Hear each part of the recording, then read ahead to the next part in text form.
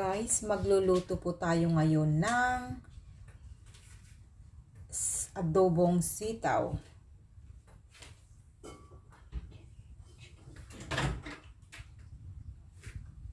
Yan. Affordable na ulam.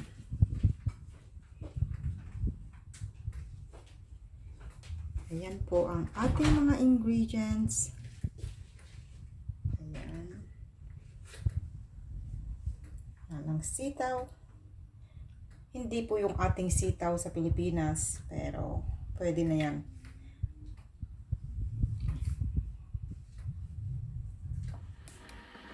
Okay guys, ang ginagawa ko po ay inuuna ko po yung taba. Ayan. Hayaan ko lang siya muna na magisa. Yan yung tinatawag na gisahin sa sariling taba. Ayan. Hayaan ko lang muna siya.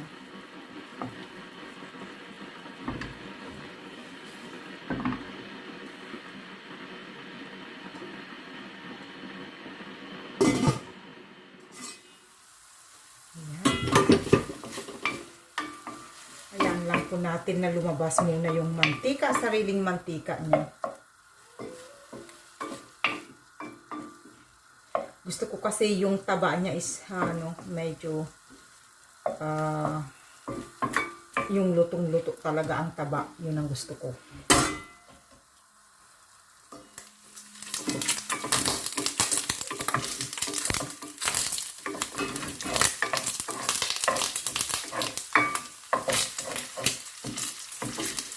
Just be careful lang pag ganito ang ginagawa nyo guys kasi matalsik ang mantika.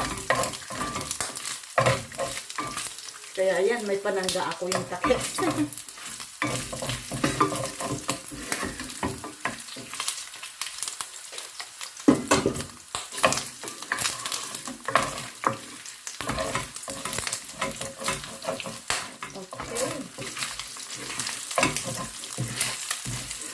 Ilagay ko na yung aking onions.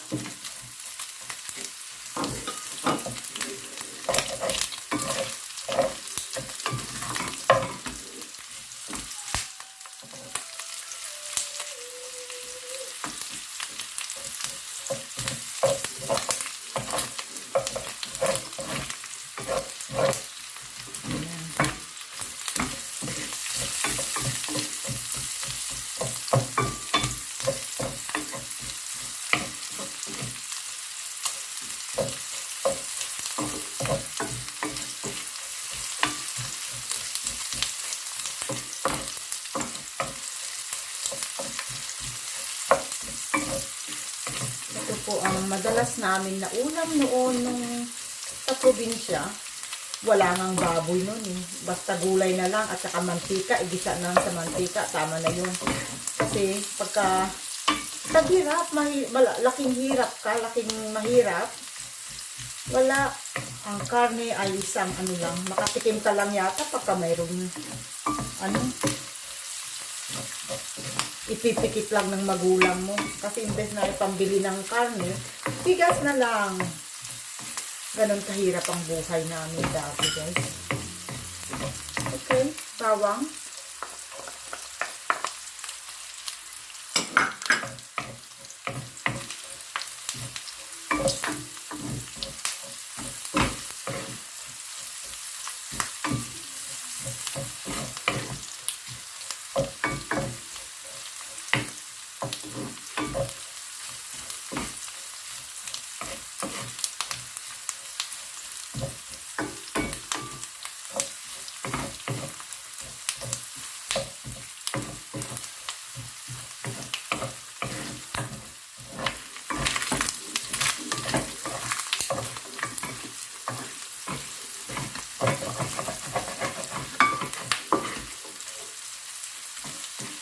Ganyan natin ang laurel. Ayan. Ang bango.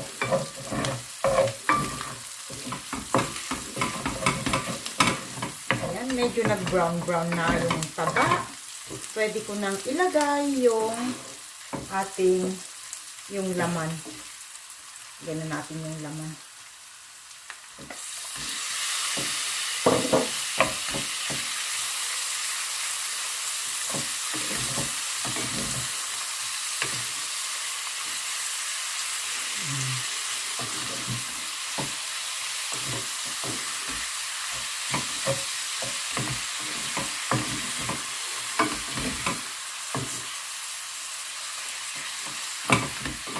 Ayan. May kanya-kanya tayong style ng pagluluto. Ito ang style ni Tita Ching. Pag magbibisa po ako, inuuna ko lagi yung taba. Kasi gusto ko nga, medyo brown-brown yung taba. Okay, so, takpan ko muna. Few minutes.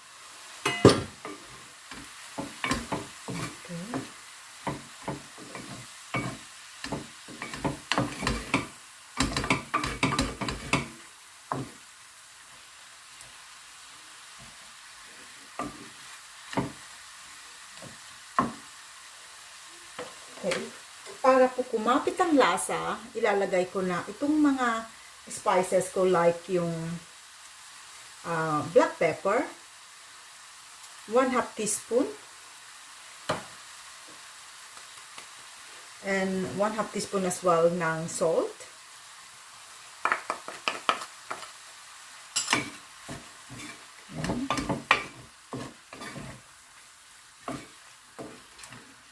Yan lang natin dito.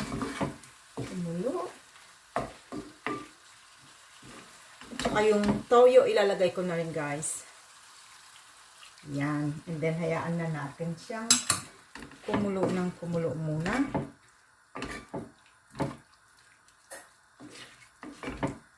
Para ma-absorb yung ating spices. Yan.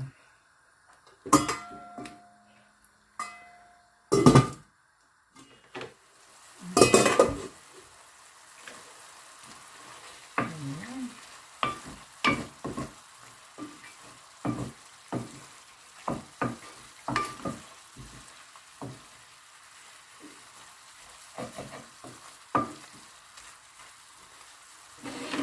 Lagyan ko lang ng upo.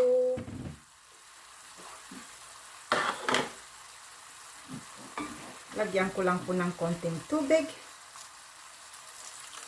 para lumambot konti.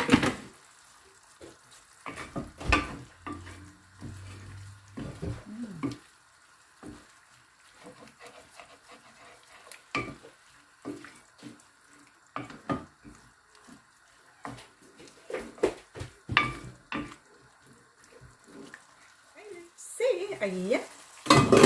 Pwede na nating ilagay yung sitaw. Ayan. Lagay na natin ang ating kasitawan.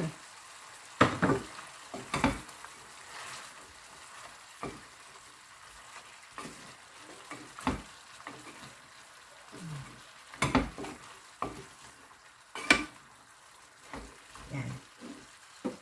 Takpan na natin.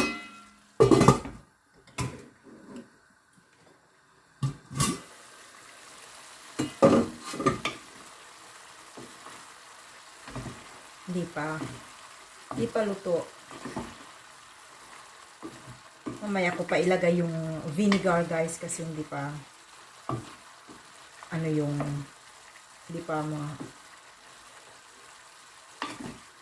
pa luto yung ating sitaw.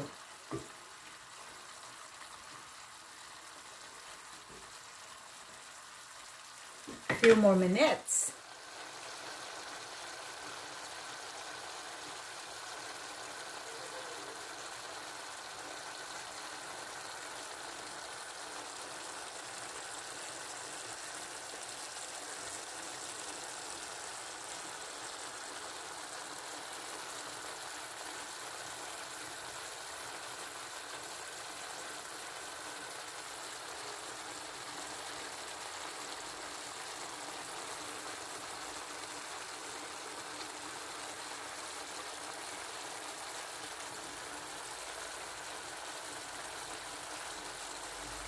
Check na natin kung pwede na nating ilagay yung suka.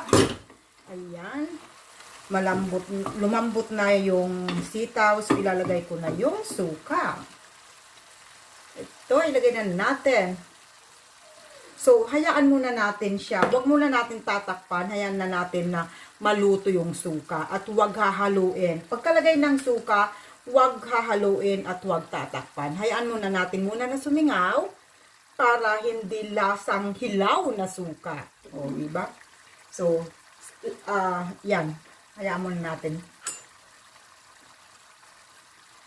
Ayan.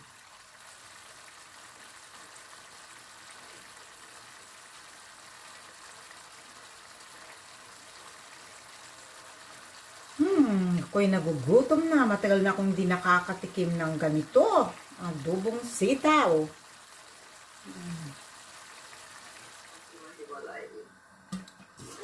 Okay, ito na.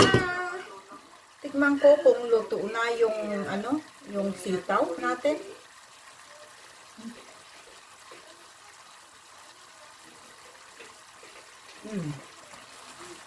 Ayan. So, pinakahuli po, lalagyan ko po siya ng oyster sauce. Pangpasarap. Ito lang po na oyster sauce. Optional lang naman po to guys, kasi lumaki naman tayo na walang oyster sauce. So, ito, optional lang. Ayan. Pang extra flavor lang. Okay. Ayan. Masarap na ang ating ulam na adobong sitaw. Ayan. Halina kayo guys. Let's eat na tayo. Kain-kain.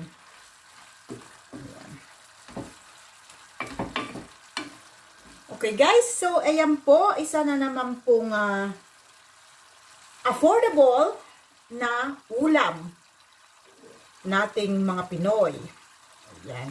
Etong sitaw na to ay hindi po sitaw natin, kundi yung, they call it dwarf beans dito. Pero ito po ang pinakamalapit na sitaw na katulad sa atin. So ayan, so another na naman na craving satisfied here. So, guys, please, kung di pa kayo nakapag-subscribe dito sa aking channel, please subscribe, hit the notification bell para lagi po kayong updated sa mga videos na i-upload ko. Ayan, so, bye! See you again tomorrow.